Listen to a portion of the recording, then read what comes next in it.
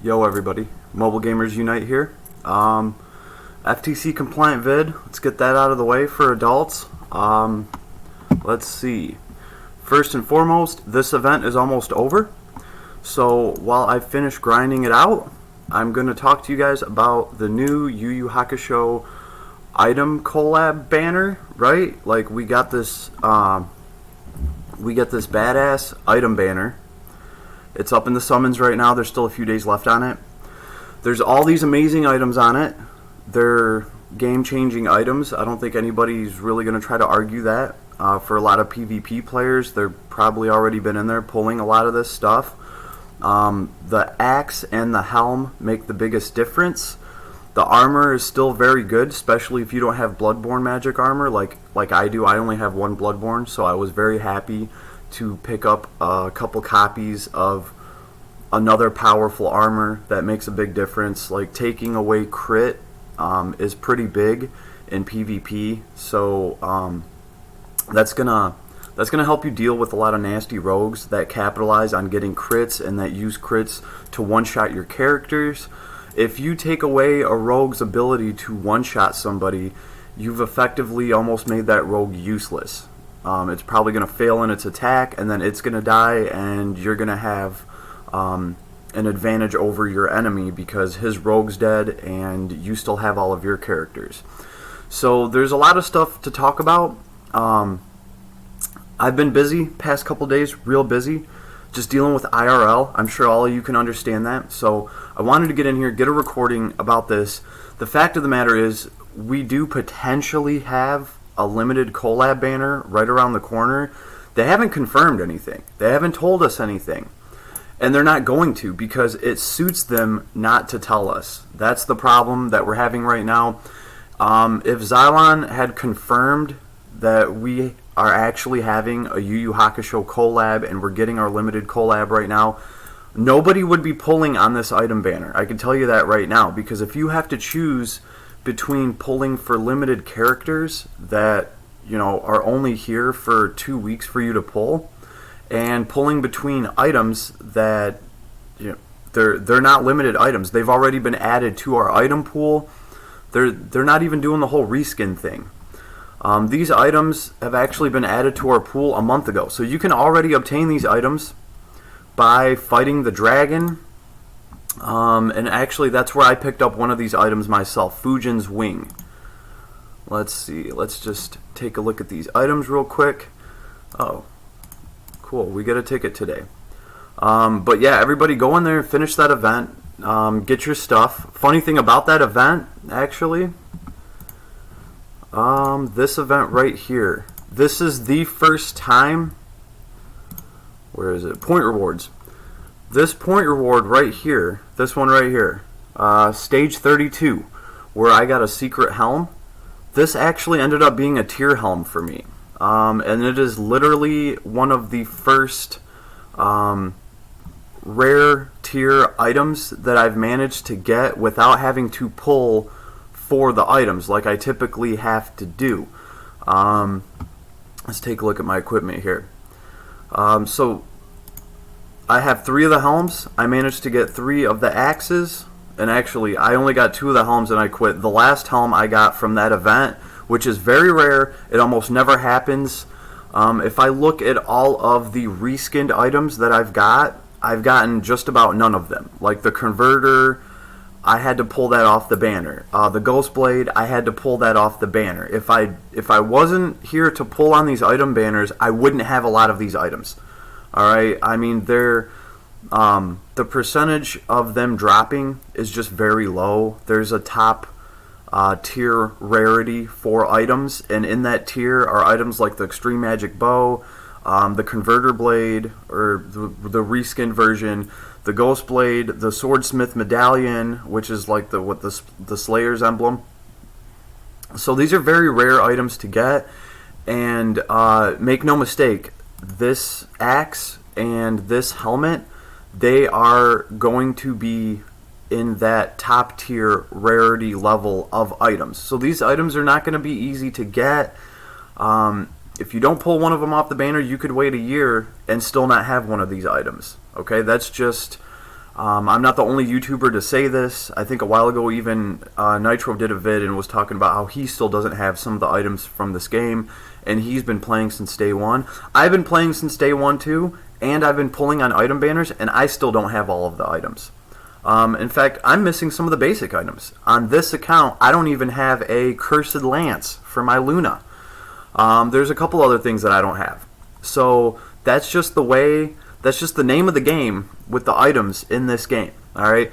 But there's going to be a lot of people pulling on this item banner for PvP. And you guys are going to be seeing these items in PvP. Because there's some people, PvPers, right? And they're like, well, I don't care about what banner we get next. I want to make my PvP team stronger. I want to make the characters that I already have stronger. Which is why I was so happy about this banner. I finally managed to upgrade Bernie's weapon. Right, before this, Bernie had a Warhammer, and it pretty much just gave him stats. And now instead of getting, like, you know, a bunch of stats, he's actually getting a very awesome ability off of his weapon. So, you know, I was all about it. I was going to do some pulls on this no matter what. But like I said, it doesn't serve them to tell us if we get this collab banner soon or not. It really doesn't serve them, because if they did confirm it, nobody would be pulling on this banner at all. Everybody would be saving everything for next week. And these gacha companies, they want you to spend, so that as soon as this limited banner drops, they want you to have zero resources. They want you to go to the bank. And to a certain extent, it's understandable because they are a business, but like, this is getting a little bit ridiculous. We should at least know what limited collab we're going to have next. Instead, everybody's just holding their breath. So let's look over the items real quick. Fujin's Wing, this I managed to get off of a Dragon's fight. I've actually been pretty lucky with this banner as far as scraping up little pieces of this banner here and there. I got one of the helms from the event. I pulled Fujin's Wing from a dragon fight. That right there, getting 2 items off of a banner like this without pulling on that banner, that's extremely lucky right there. All of this other stuff, though, I did have to pull. So, the Giant's Resistance, this is going to give you a reduction to your chance of being critically hit. This takes away a lot of rogues' potency in PvP. I already talked about that. If you can stop a rogue from critting, you can stop a rogue from killing. That goes a long way. This armor does compete with the Bloodline magic armor. I only have one of those. So that was another reason why this banner was cool for me to pull on, because, you know, I pulled these things along the way, and I can and I will be using these things. I only have like one Bloodline magic armor, so it's not really that big of a choice to me. But other people that have multiple Bloodlines, they might have to choose between this and Bloodline magic armor. It's all up to you. Just remember, Bloodline magic armor only does something for you when somebody's attacking you. When you're attacking the enemy, it doesn't do anything for you. This armor, it can reduce the damage that you take while you're attacking, because even when you are doing the attacking yourself, you can still get hit with critical hits. So this really helps you with that. And along the way, you can save a lot of damage. But, you know, that's up to you. That's up to your math, defense, and damage calculations, however you want to do it. I can say this, though. My Bernie is still pretty much wearing the Bloodline magic armor right now. So these will be nice to put on other characters here and there. Maybe I'll build one for Burn, for PvP. Who knows? So these are kind of like the minor items. Fujin's Wing and the Giant's Resistance. But then we get to Memory's War Axe. This thing is absolutely amazing. And I'm going to say right now, the War Axe and the Helm, they make a very nasty combo together, especially for PvP. Let's just look at the Axe. It gives attack plus 10%. Who doesn't want that? After attacking and killing an enemy, or whenever an ally dies, dispel 1 debuff from yourself, restore 20% hit points, while also gaining hero damage 20% for 1 turn. That is so much. That is a lot. There's a lot of good stuff going on here. First and foremost, you can stack both of these abilities together from the Helm and the Axe. It does require a sacrifice, okay? Because here's how the helm works. It's going to give you defense. After taking action, if you haven't attacked, gain skill damage plus 10% and counterattack damage plus 10% for 1 turn. This is if you haven't attacked, though, right? So in order to proc both of these at the same time, somebody needs to get sacrificed. Because, like, say I want both of these to proc on Bernie, I'm going to move Bernie up and I'm going to make sure not to attack. As soon as I do that, I get Fury of the War God. I get skill damage 10% and counterattack damage 10%. Then if I move Weiler forward and sacrifice Weiler, not only do I get his super powerful healing buff, but the War Axe procs, right? Because it's after attacking and killing an enemy or whenever an ally dies. So not only do I get the skill damage 10% and the counterattack damage 10%, I also get hero damage 20%. That's a pretty big deal for somebody like Burn. Especially for Burn because he can counterattack too. So it's really good for like a Burn counterattack build where you take the 1 skill point to make him tank for people 1 block next to him, and you can still take his fusion power and I think hedge fund money. Getting these to stack with that is a big deal, and it can potentially increase Bernie's potential by a lot, like a whole lot, okay? Bernie's not the only one that like really gets an advantage here. Ledin gets a huge advantage from wielding this hammer, alright? Because when Ledin gets hero damage 20% for 1 turn, you guys got to figure Ledin has a talent that lets him attack twice. As long as his hit points are full, he gets to attack twice. So he gets 2 hero attacks, and now his hero attack does 20% more damage. That's a big deal. So there's a lot of characters that can benefit from this axe. There's a lot of characters that can benefit from this helmet. You guys can use your imagination, I'm sure. I'm sure the gears are turning right now. They were for me, because like I said, I did 100 pulls, and my first 100 pulls on this banner, it was a salvage operation. I'm not even gonna lie. I got 70 pulls into it. I had 1 Memories War Axe, and that was it. So I pulled another SSR, and it was a duplicate. It was just like some off-banner armor. I was like, damn. Damn. And then I think the last 10 pulls that I did on this banner, I ended up at least getting an armor and another Memories War Axe. So my first 100 pulls, it was a salvage operation. What? It was a savage salvage operation. There we go. But I did manage to get some of the stuff for my 100 pulls. And then I was like, you know what? I might not even need some of this other stuff. I went in there and started actually reading about what these items do. And when I started reading Hand of Tyr, I was in there doing more pulls. I ain't even gonna lie. I ended up doing 200 pulls total. I got 2 Hand of Tears, and then I pulled one of them from the event, which is the first time that that's ever happened to me.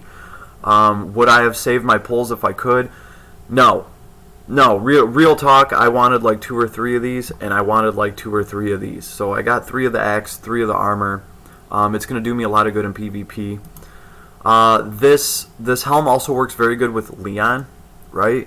Because he can proc Fury of the War God every time he uses Chivalry. You use Chivalry, that counts as you not attacking. There are also other characters, like pretty much anybody that can wear the Hand of Tyr that has some sort of ability that doesn't count as an attack. They can use that ability and they can proc this Fury of the War God. So this becomes a best in slot item for a lot of characters. And Memories War Axe becomes a best in slot item for a lot of characters. And if you can run multiple Memories War Axe together in a party, it becomes very, very potent. When one of your characters die, all of your other characters get plus 20% hero damage. They also get like some 20% healing, and they get rid of a debuff. That's huge. That's a huge deal. That's a big deal. That's going to help kill bosses. Like when it's down to the nitty gritty, The boss barely has any health left, and he's picking off your units one by one. Well, getting 20% more hero damage is a huge deal. Like for Sakura, this is a big deal. I obviously took the Ghost Blade off of her to put this on her. This is really good because of the, let's see, I have the helm on her too. The helm is very good for Sakura because obviously 10% skill damage and 10% counterattack damage goes a long way for a character that gets to strike first and kill enemies off before they get to attack her. That's a big deal. But pretty much the Hand of Tyr works for her because when Sakura's moving around and not engaging, she gets powered up, right? And then she can use that extra skill damage to get a kill, and that can proc Memory's War Axe. So, she moves up, procs Hand of Tyr. The next turn, she uses, the extra skill damage and stuff to get a kill. That procs Memory's War Axe, and now she gets, 20% hit points. She gets to dispel a debuff, and she also gets hero damage plus 20% for the next turn. And then hopefully a bunch of enemies attack Sakura, and she can just be used as a little meat grinder to kill off a ton of enemies. So there's a ton of ways that these items can be used. They have their own strategy. I did talk about Wyler. You guys are going to be seeing more Wyler suicide squads. It's a thing. Okay, when Wyler dies and sacrifices himself, he gives you some of the best healing in the game. Tiaris' healing can't even compete with it. But that's why the guy has to die to give it up. Okay, it makes sense. In the future, Wyler's going to be getting a 15 turn down cooldown ability. 15 turn cooldown ability, y'all. And pretty much what it's going to do is let him proc his talent without having to die. And it has a 15 turn cooldown. That should pretty much tell you about how much they want you to use this thing. You get like one chance to use this, and then if you want to use his talent again, you have to go kill Wyler off. Him and Sonya are arguably getting the biggest power creep in the game. Sonya is going to be just as powerful, if not more than Leon powerful. So that's a pretty big deal. Sonya is definitely getting power creep pretty soon.